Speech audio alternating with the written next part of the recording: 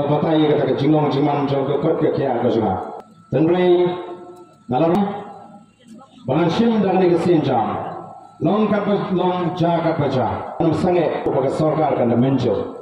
Dan mar kata ngangek ba kajing kersan ke jupi ki pa. Kajing syariat kajing hoble. Kalau penongi bain yo ya kani kajing jok hagani kapor kabonanta.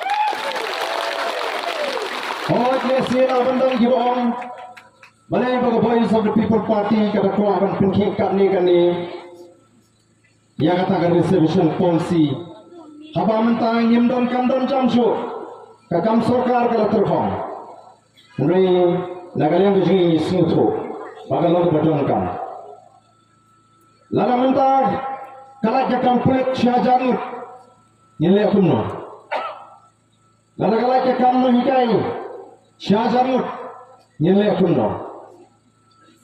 Lala-lala ke kamas syajarut nilai kuno.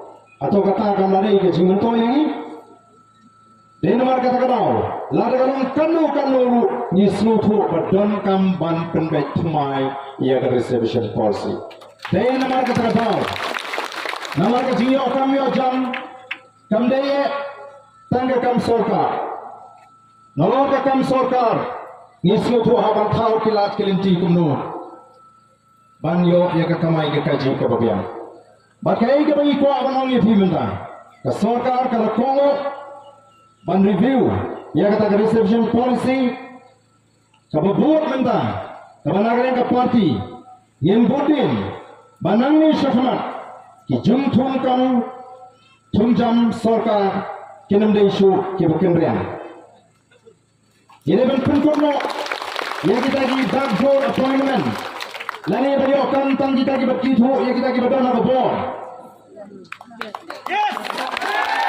Saya kata, batngin keren yang ada ke jingthok syakat sarkar.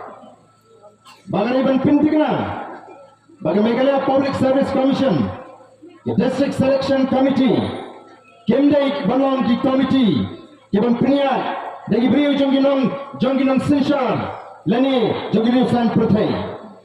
Ini benbuat dagi beliau gibapian. Ini ben pentingna ba anandam manono bala ban penbuat no ya ka hak jonggi samlawat kamji haba kilong gibet benyo kam hadin